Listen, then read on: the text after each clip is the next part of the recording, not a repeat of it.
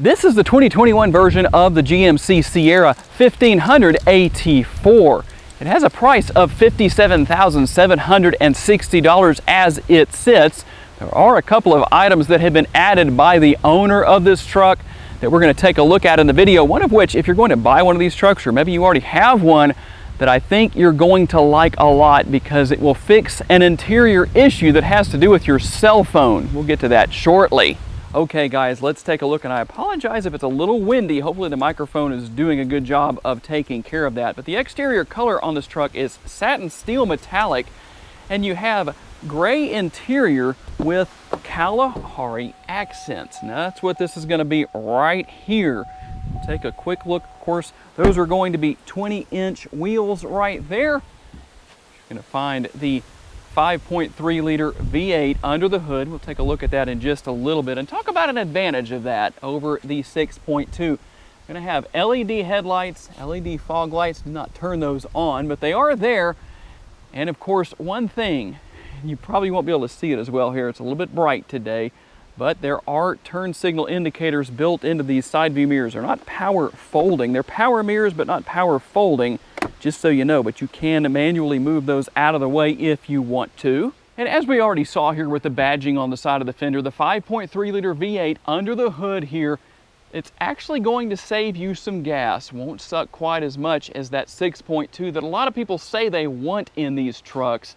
So let's talk a little bit about the numbers here. 355 horsepower, 383 pound-feet of torque, made into a 10-speed automatic transmission that is actually very smooth in its shifting characteristics, by the way. And how about gas mileage? 15 miles per gallon estimated city, 21 out on the highway, a combined total of 17 miles. Let's get that right, 17 miles combined. And according to GMC, for every 100 miles you drive with this truck, you should burn 5.9 gallons of gas.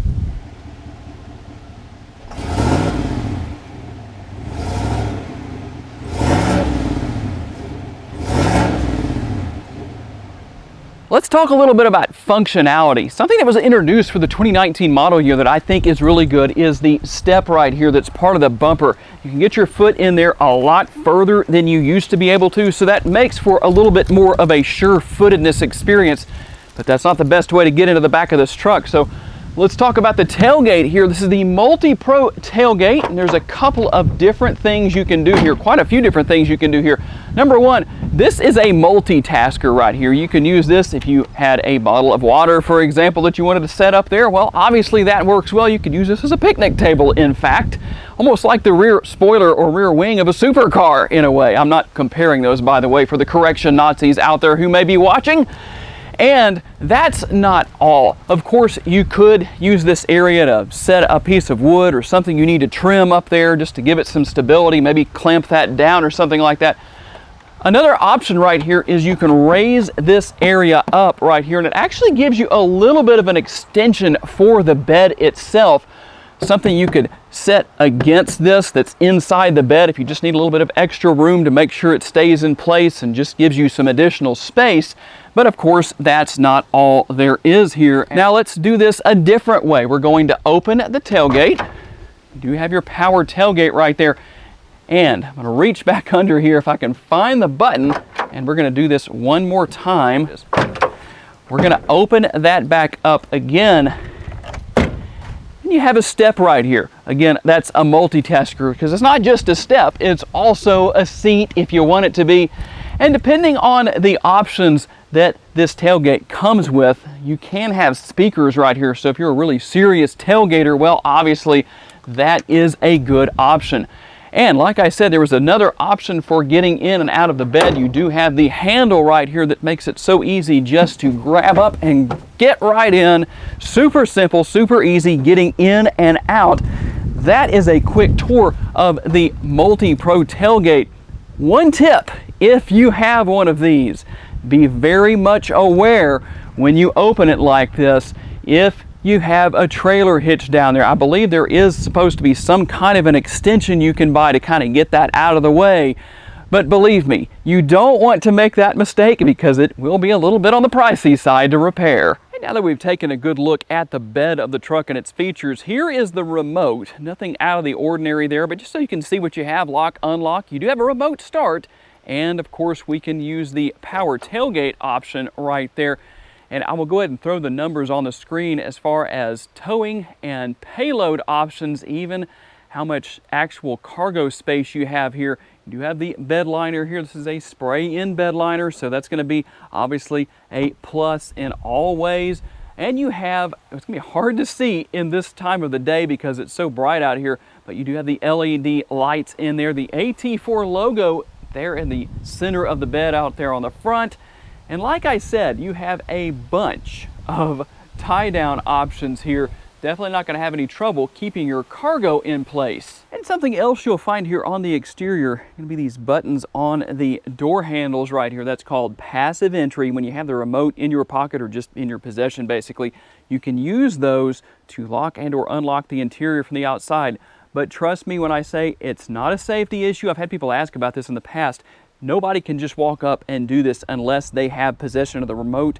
If the remote is in the vehicle, it's not going to work anyway. So people can't just come up in the middle of traffic and take your possession of your vehicle or break in or whatever.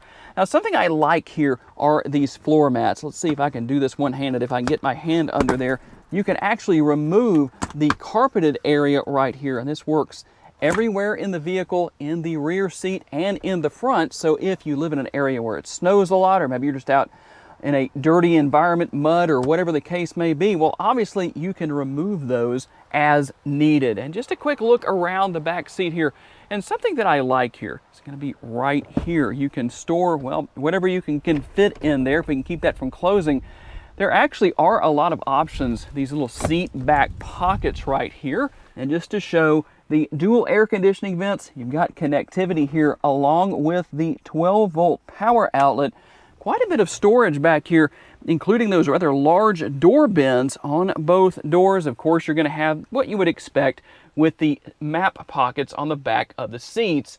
But overall, just a lot of space. And while I've got the seat a little bit far forward because I do tend to like to be closer to the steering wheel, just kind of my racing background, regardless of where the seat is set, there is a lot of room back here. Okay, let's take a look in through the passenger side door here. A little bit bigger door bin right here, a lot of space right there. You're gonna have power driver and passenger seat. And on the door sills right here, you're gonna find the AT4 logo, part of your floor mat set, at least the rubber part here, or plastic, I guess that's more of a plastic material that the carpet is inset into. You're going to find that GMC logo and your upper and lower glove boxes. Quite a bit of storage space here throughout the interior of this truck. In fact, if I can get that down, space right here. And if you live in Shreveport, Louisiana, where there's a lot of crime, well, I'll show you something that's really good to put right there when we get to the driver's side. And just a quick look here at the driver's side door. You will notice that there are two settings right here for seat memory, so that's always a plus. And the controls here for a multitude of options here. All the lighting for the vehicle, including the exterior lighting for the bed light and all the exterior lights that you have. And your mode selector for your driving modes is right here. We'll run through exactly what those modes are shortly. And of course, you do have a fully adjustable steering wheel, tilt and telescopically adjustable. And as we take a quick look around the cabin, you may be saying, Tom, how much does this truck cost if I wanted to try and buy one? This particular truck on the sticker, $57,760. And real quick, there is the bottle test, just so you can see how a conventional size water bottle fits. Give you a look at the dash there. And of course, the infotainment screen, you're gonna have a lot of great features here. Like I said, you've got wireless capabilities for Apple CarPlay and Android Auto, and you can go in and take a look at your camera, see what's going on around your vehicle. That's gonna be the same view you're gonna have with the rear view camera, but obviously you don't have to be in reverse to do that. You can also control everything from right there. You got dual zone climate control and more connectivity down here, as you would expect, including the outlet right there. You got your household power outlet, another 12 volt, But one thing that you might say is missing here is the wireless charging. Normally when you have wireless charging, this is the area where that would be, and your phone tends to move around quite a bit in that area. But here is what I was talking about earlier. Watch this. My phone fits great right there, and look at that, it's charging. This is an aftermarket charger that the owner of this truck had installed. It actually plugs into a USB, or excuse me, a 12 volt that's inside the console right here. So that is a great option if that's something you want. Another option that he added was this tray right here, and just to kind of show a little bit of the space in there.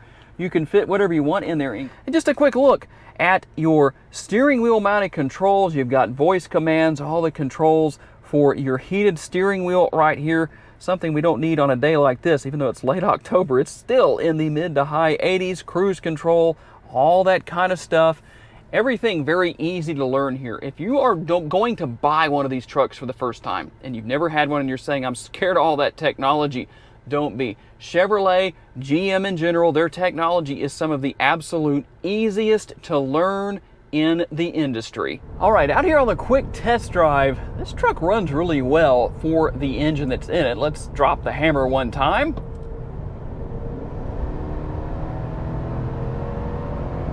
Truck has absolutely no trouble getting down the road and getting up to speed. I realize the 6.2 liter is definitely making more horsepower, but again, it really comes down to your situation. The owner of this particular truck with this engine under the hood, it's actually what he sought out because he wanted to have something that had decent gas mileage, but still a V8 under the hood. And driving in sport mode here, I did show you the different driving modes that you can choose from earlier. But overall, this is just a very enjoyable truck to drive. And you know, for all the people out there that complain about the Honda Ridgeline, and I know that's not comparing apples to apples, but say it's not really a truck, that's really a mid-sized truck is what it is. But if you're looking for more of a typical truck feel, this one will definitely do it for you. But one thing I noticed, I talk about this a lot, you know, we can do the test drive here in these car review videos, truck review videos, whatever you want to call them. Hey, that truck in front of us, he actually bought the turn signal option. He opted to spend a little bit of extra money on his truck. Kudos to him. For those of you who watch me regularly, there is your laughing moment of the video, because I know y'all like to hear my sarcasm about bad drivers. It's very unusual to find somebody in the Shreveport area who uses their blinker. Anyway, back to what we were talking about. In my research of this truck, one of the things that I saw others saying is that the brake pedal takes some getting used to. It's not as manageable, is basically what they said. So what does that ultimately mean? That means that it may not respond as well to the touch of your foot, but you really have to drive a vehicle for yourself to draw your own conclusion on things like that, because I'm going to tell you the opposite of what others might have said in their videos as far as the sensitivity of the brake pedal. How user-friendly is it? Kind of a strange thing to say about a brake pedal probably, but honestly I find that it didn't take any effort to adjust to. Now that could be just based on other vehicles I'm used to driving on a regular basis, I don't know.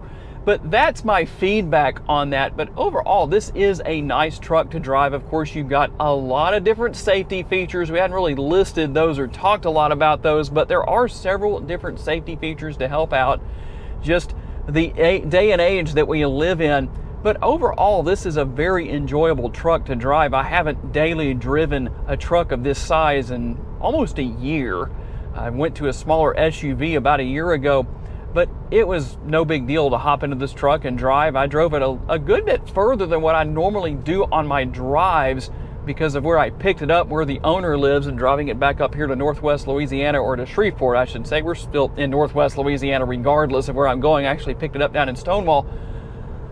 But overall, I must say, I like this truck. It's good. And even though there's a lot of people out there that are going to say that the interior is antiquated, the infotainment system is outdated and all this kind of stuff, you can make your own decisions on that. But I will say this, I know I said it earlier, but one of the biggest advantages to this particular system is the fact that it's so easy to use and learn. If you've never had this kind of technology before, this is definitely a great starting place. That is a quick look at the 2021 GMC Sierra 1500 AT4.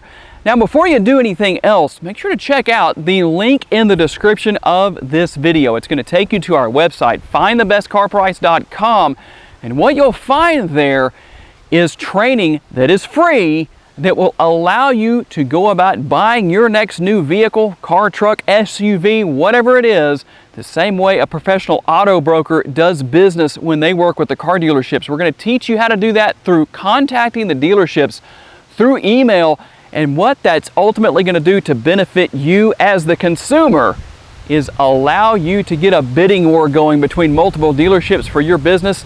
What happens at the end of that? You win with the best price possible. So check that out and tell us about your success stories. Contact us through the website because we definitely want to hear from you. Thanks for taking the time to watch, guys. I'll see you in the next video.